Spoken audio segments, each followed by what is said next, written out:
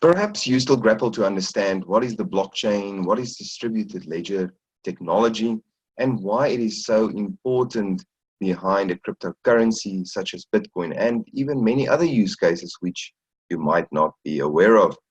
Hi, Eugenia from the Wealth Effect, and I'm going to take you through my explanation and the research that I've done on the blockchain over the last couple of years. So, right, what I'm going to do is get right into it. I'm going to start with the Byzantine generals problem. I don't know if you've heard of the Byzantine generals problem, but that is really at the heart of the blockchain technology and what distributed ledger technology seeks to resolve. Now, I first want to mention to you that blockchain is not the only distributed ledger technology. Another one that comes to mind is hash graph, as well as Tangled, for instance. And all of these technologies have been created to solve the Byzantine generals problem. Firstly, I want to ask you, why do we trust Bitcoin as a currency? Right? Now, the simple answer to that is you can look at an example of sending a very valuable email to somebody. Right. Now, because of the way in which the internet works, you are able to, and you will know this, send the same email to as many recipients as you would like. Right. So if you send me an email, but you send and you claim that this is a very special email and it's worth a lot of money, it's very valuable, but I know that you can send this very same email to many other parties, then it diminishes the value that's contained in that email. So you're able to send the same one over and over again to a number of people, and they are able to do with that information on that email what they please, and they will be able to send it to whomever they want. So that diminishes the value of that information because anyone can have it. But with the blockchain, it stops the problem of double spending. In other words, sending the same email in inverted commas to a number of different people. You can only send your Bitcoin or part of a Bitcoin to one person, because then the blockchain records your new balance as having excluded that Bitcoin. You've now spent that, you've sent it to somebody, and that is excluded from your balance on the ledger that is kept on open source for everybody to see and to inspect. Right, so how does this come down to the Byzantine generals problem? Let's have a look at the Byzantine generals problem. You will see that on the left-hand side, we've got victory. On the right-hand side, we have defeat. This Byzantine general has, in this instance, 6 lieutenants. Right, they are all stationed at different places around this castle, which they seek to attack.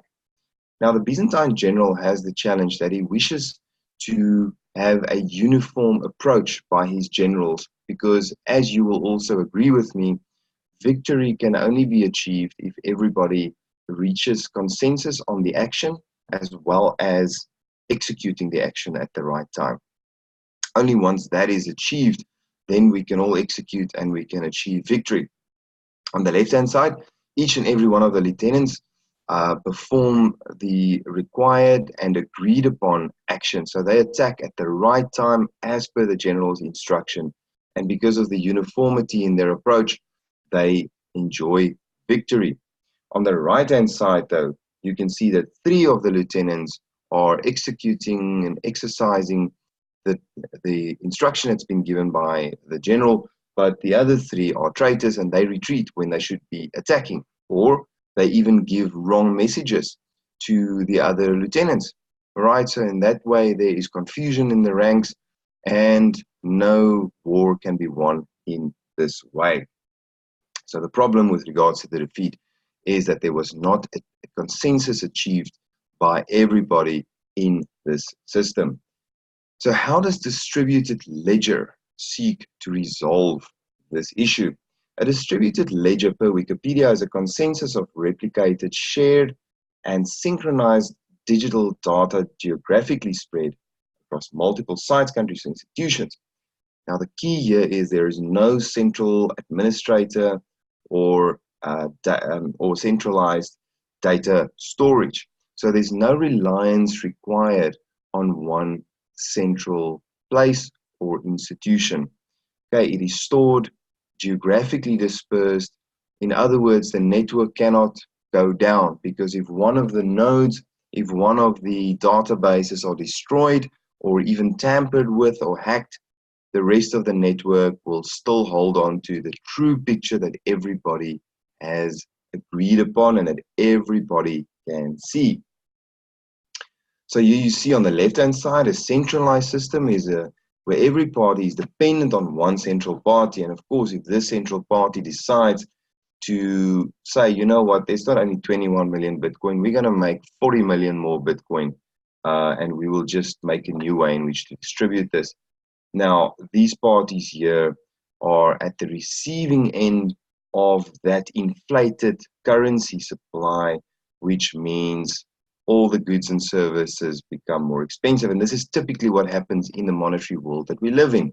The central banking institution decides how much new currency to put into circulation without having any backing, without having any agreement, without having any economic growth in order to justify that.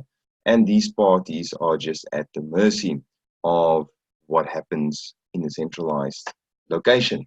When it comes to decentralized, is that every party holds the ledger. And think about it now, because of decentralized ledger technology or distributed ledger technology, Party A and Party B can transact with one another. They don't even need to know one another, because they can fully trust the system, because everybody is connected to the same ledger and keeps a copy of the same ledger with them. So if this party decides, I'm going to steal this guy's money, I'm going to scratch out their name in this ledger, and I'm going to write down my name or my account number for that matter in this ledger, then parties B, C, and D will say, wait a minute, we don't agree with what you have in your ledger because we have a different number here. We don't accept what your numbers in your ledger are, and you need to take a copy of our ledger because we know this is the truth and you need to use that. Right, so now any of these parties can transact with one another without the need to trust the other party. Right, I'm going to take it one step further. We've mentioned decentralized there. Really, it goes about distributed ledger technology. Look at the centralized picture here. If the centralized authority in the middle, breaks down or changes anything unilaterally, then all of these parties are at risk, and all of them will be at a loss because they're all dependent on the centralized party. If you look at decentralization, there are a number of hubs, for instance. So if this one doesn't perform, then it'll impact these guys. And if any of them do not keep their end of the bargain, then these guys are at a risk on the outside perimeter. With distributed ledger, if there's a failing in any one of these points, if there's a power failure, and you'll remember that I mentioned geographically dispersed, so if any country has a problem with regards to a huge crisis or power failure, whatever the case might be, it doesn't matter, because every one of these nodes are connected still to one another, right? There's multiple points of failure as a result. So this means we can, with comfort, communicate any form of value across this ledger here, across this network.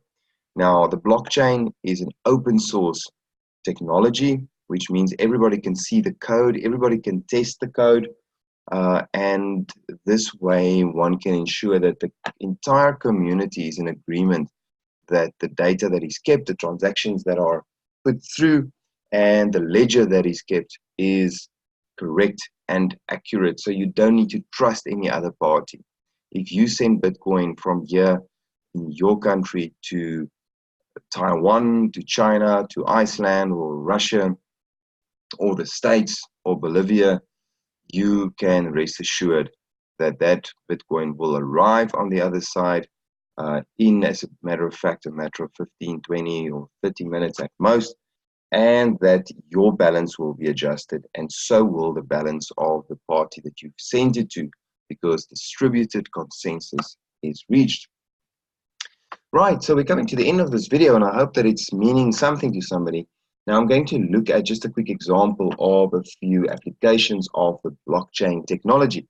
Now, as you know, Bitcoin and other cryptocurrencies make use of the blockchain technology, but many other forms of exchange can also now benefit from this technology.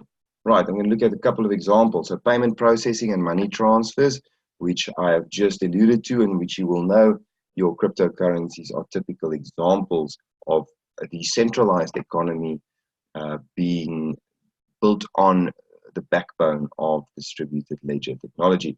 Supply chains monitoring. All right, you remove paper-based trails, and remember, in supply chain, again, multiple parties transact with one another in the supply chain. All right, so this helps you to track products across the supply chain to ensure that the end user who is buying the product can confirm that this product is exactly the quality that it claims to be, that its seller claims it to have, and also that it has been sourced in a reliable fashion, for instance, not using things like child labor, etc., because distributed consensus have been achieved on each and every one of these items, and you can, for instance, log that information on an RFID tag that is attached to the product. Retail loyalty rewards programs. This is another use case that the blockchain and the distributed ledger technology can be used for. Digital IDs, imagine if you have control over your identity, which is stored on the blockchain. You are the only one with control of it because you have the private key. No one and no institution can unlawfully obtain your identity or do anything with it or monetize it or sell it to another party, etc., because you have complete control over your identity. Right, data sharing. Okay, again, this comes down to exchanging items of value on the internet. Right, copyright and royalty protection. Again, it's an item of value that you can protect with private key encryption on distributed ledger and the blockchain technology. Voting. Right, once you put your national elections entirely on the blockchain, there will be zero chance of anybody tampering with the results, of any cheating in the results or anything like that. So digital voting is one of the best use cases for blockchain technology because of the fact that nothing can tamper with their results and with the things that are stored in this distributed ledger. Right, so nobody can cheat when it comes to elections. Real estate, land, and auto title transfers. Again, a typical example where confiscation is not going to be possible in any environment when the blockchain stores you as the owner. And as a matter of fact, the cost reduction in using blockchain technology to store and transfer property title deeds and vehicle titles reduces costs significantly because the technology takes care of it and there's no need for lengthy paper trails and many role players in the whole process. And again, a very important matter of the blockchain is something to keep in mind. It makes confiscation impossible. Nobody, doesn't matter who they are, whether it's even the government, will be able to confiscate anything of value that belongs to you when it is stored on the blockchain. All right, so that keeps it extremely safe as well because the blockchain is not hackable. The Bitcoin blockchain has not been hacked once in its 10 plus years of existence. Now, hear closely, there has been hacking of exchanges and sometimes of wallets, but not of the blockchain. So if your Bitcoin is stored on the blockchain and you have the private key and you keep it safe, it is not possible for any party to steal or to hack it. Furthermore, because of the fact that there's multiple points of failure, multiple redundancies built into the blockchain by design, it means that it has an uptime of 99.9%. Right, so that is the best system that the world has, is the blockchain.